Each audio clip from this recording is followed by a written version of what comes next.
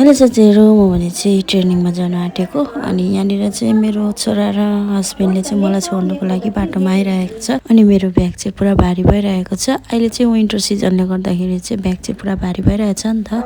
5 दिनको ट्रेनिङ हो। 5 दिनको ट्रेनिङमा जाँदाखेरि एक दुईवटा लुगा हाल्दा नै ब्याग चाहिँ पुरा भारी भइगयो। अनि त्यसपछि चाहिँ म यहाँनिर चाहिँ बसेर चाहिँ गफ गर्दैबाट गाडी पर्खिरहेको छु।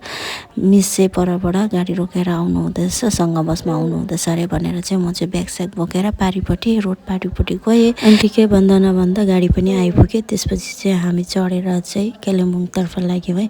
अनि त्यसपछि चाहिँ हामी चाहिँ कालिम्पोङ पुगेर चाहिँ त्यहाँबाट पनि फेरि गाडी पक्रेर जानुपर्ने हुन्छ नि त। अनि म चाहिँ यहाँनिर चाहिँ अहिले चाहिँ मल्लीको छेउछाउ पुगिसकेको थिएँ अनि म चाहिँ फाइनली कालिम्पोङ पनि पुगिसकेँ है। कालिम्पोङबाट चाहिँ यहाँनिर चाहिँ तपाईँहरूलाई चाहिँ म चाहिँ सानो भ्यू देखाउँदैछु। यहाँनिर चाहिँ एकछिन जाम भएको कारणले गर्दाखेरि चाहिँ मलाई चाहिँ यो भ्यू देखेर चाहिँ भिडियो गरौँ लाग्यो नि त। त्यही भएर चाहिँ तपाईँहरूलाई पनि मैले कालिम्पोङको सानो भ्यू देखाइदिँदैछु। त्यस्तो राम्रो त आएको छैन र पनि अलिकति भए पनि तपाईँहरूलाई हाम्रो कालिम्पोङ देखाइदिउँ न त भनेर चाहिँ तपाईँहरूलाई म देखाउँदैछु। मलाई चाहिँ पुरा अल्छी लाग्यो, सिट नभएर चाहिँ म चाहिँ लास्ट सिटमा बसिरहेको थिएँ यहाँनिर चाहिँ। अनि हामी चाहिँ बजारबाट गाडी पक्रेर चाहिँ फाइनली हामी चाहिँ ट्रेनिङ सेन्टरमा पुगेर पनि यो चाहिँ भोलिपल्टको भिडियो है साथीहरू।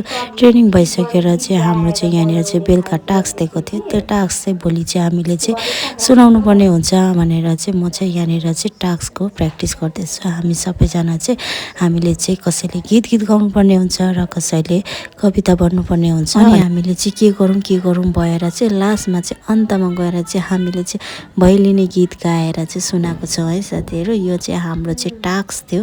यो टास्क पनि हामीले पुरा गऱ्यौँ। त्यसपछि चाहिँ हामी चाहिँ सुत्यौँ है माम खाएर। यदि तपाईँहरूलाई मेरो मिनी भ्लग मन पर्यो भने लाइक, सेयर, कमेन्ट पनि गरिदिनुहोस् होला। Thank you for watching my video.